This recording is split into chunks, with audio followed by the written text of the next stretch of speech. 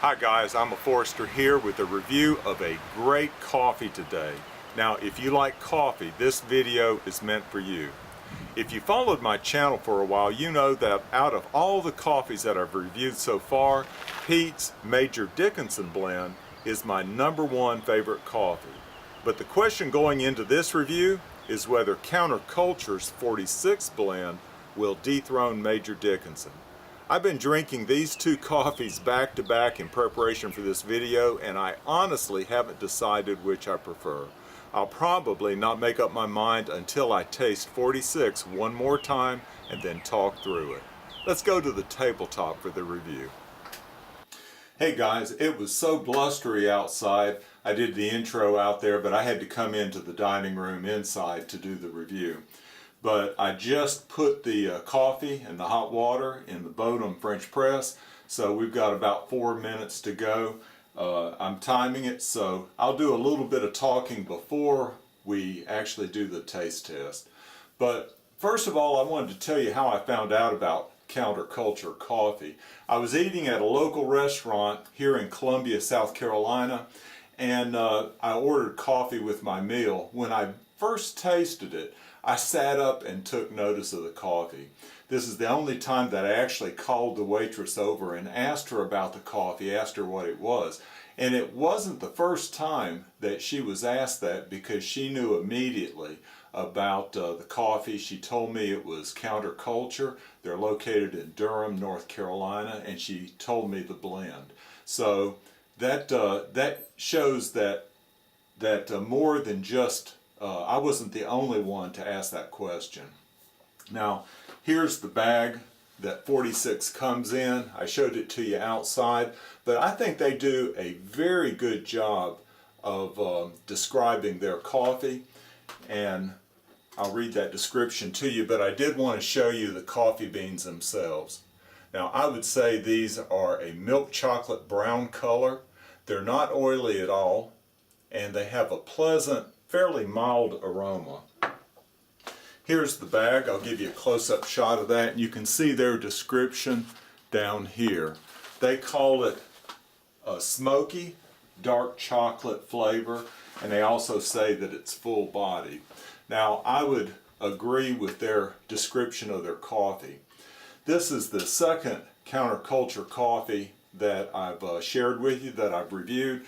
This one is definitely my favorite of the two. The other one was called Hologram, and it was very unique. It was a different tasting coffee.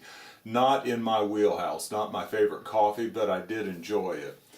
Now, let's see what time it is. I think we can go ahead and press it.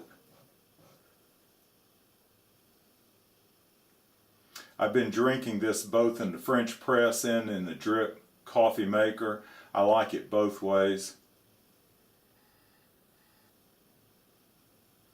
There we go.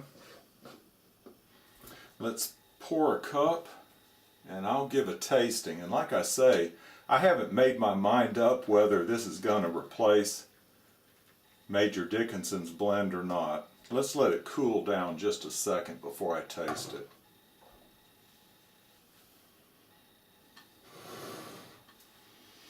All right, here goes.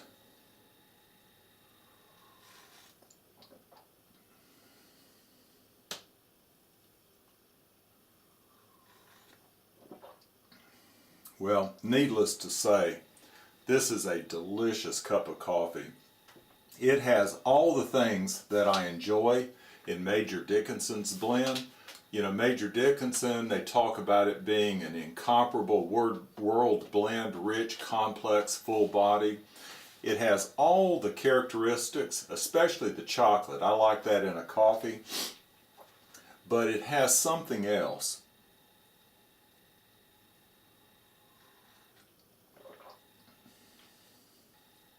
It has a clean finish. And you know, coffees taste different different times that I try it. They're not all, there we go. Every pot isn't the same. And sometimes when I taste 46, I get just a taste of a berry flavor, like maybe a blackberry, just a very subtle flavor.